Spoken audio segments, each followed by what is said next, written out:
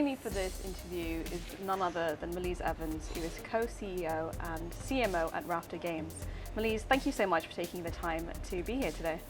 Thank you so much for having me. And we're on the beautiful rooftop of the Novotel Hotel, and as you can see, a little bit of the Sagrada Familia behind us.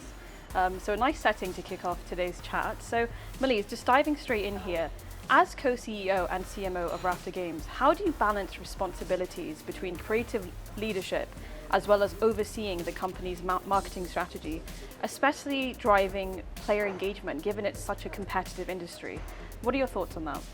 Well, the thing is that we had the absolute and immense luck of gathering a team of professionals that has decades of experience combined in the AAA, mostly in the most amazing projects. So what they can bring to the table in terms of ideas, in terms of strategies, in terms of player engagement is so awesome that it's not a responsibility that I need to have only by myself. Right.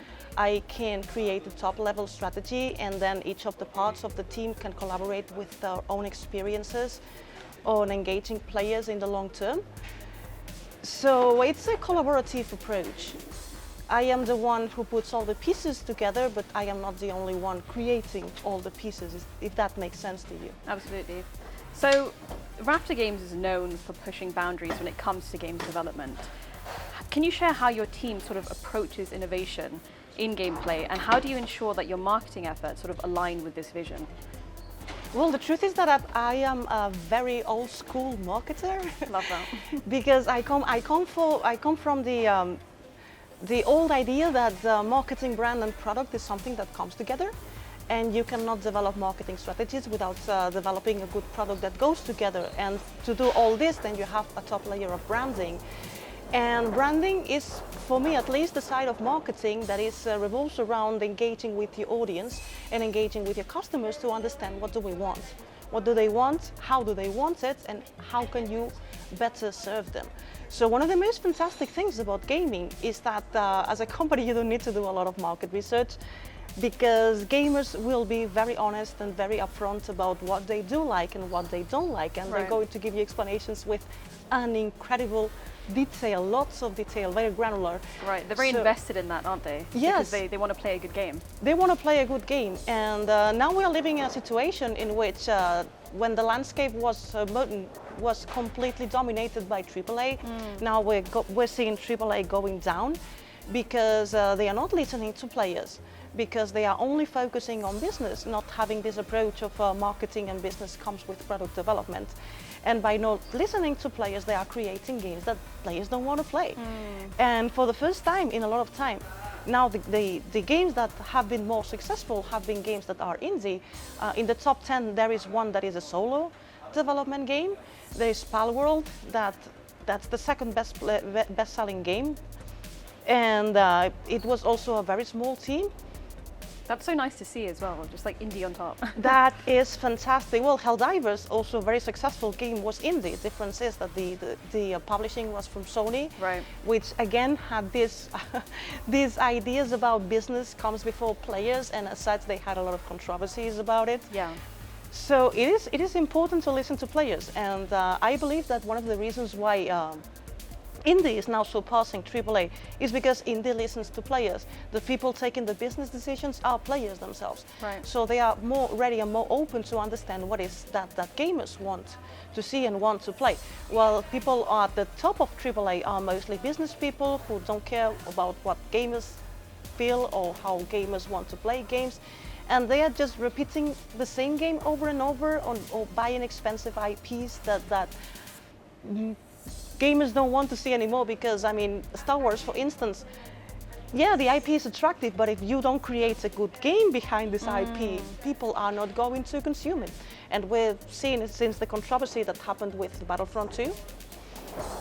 So now all the landscape of gaming is moving into more indie, more small teams, to UGC, which is also delivering a lot of solutions when it comes to production. Some people on AAA are trying to, right now, experimenting with artificial intelligence to be able to create games, which is like the worst solution right now. Yeah. It just seems almost like a cheap solution, I guess, like not much thought behind it, you know? So here's the thing, if you read statistics about the consumption of video games, you know that gamers spend an average of 50 hours tops on games. And well, in reality, you don't really need to even look at statistics. Just by playing them on Steam, you can see that the achievements that are attached to the main quest, there are a fewer and fewer percentage of people that are completing them.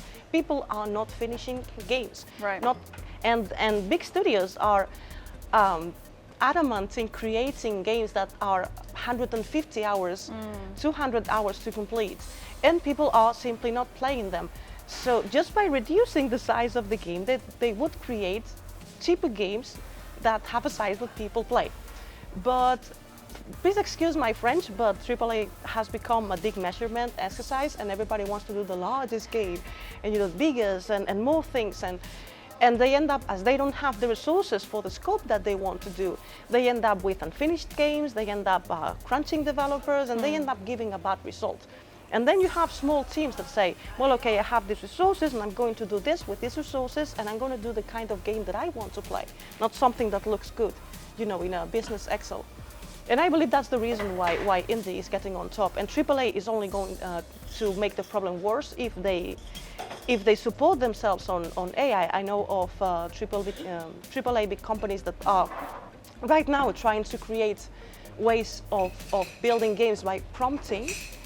Not using AI as a support to developers, no, prompting by removing humans from the process. It's like AI can only create things based on the training, on the materials that it already has. Right. And gamers are demanding new things. They are saying that they are tired of playing the same story over and over, the same uninspired game over and over that looks very good but provides nothing. I love that as a punctuation to our discussion here. Put players first and the profits will follow. Malize, thank you so much for your time today. It's been fantastic chatting with you. Thanks very much for having me, and have a fantastic rest of your interviews. I'm looking forward to hearing other opinions of other professionals. Thank you so much.